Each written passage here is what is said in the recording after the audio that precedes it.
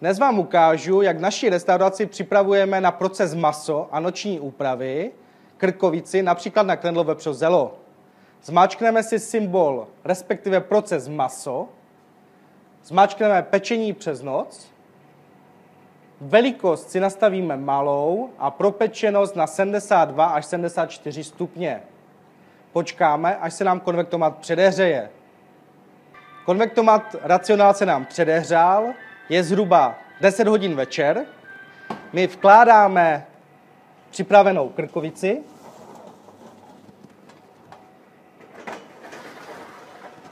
Vidíme, že musíme píchnout sondu do masa.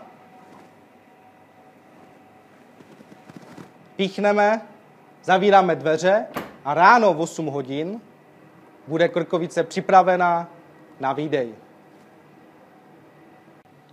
Dobré ráno. Momentálně je 8:15. Krkovici jsme vkládali na pečení přes noc. Krkovička byla v mašině 10 hodin a systém se přepl do zdrání plus udržování. Krkovici si vyjmeme, rozřízneme a uvidíme, jaký máme krásný výsledek.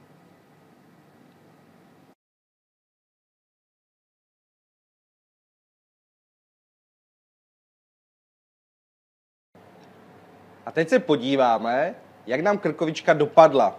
Vypadá úžasně, je krásná, je krásně šťavnatá, zapečená nádherně, řízneme si a uvidíme výsledek. Já již vidím tu šťavnatost, tu nádhernou barvičku a určitě, když ji ochutnáme, tak bude úžasně se rozplývající se na jazyčku.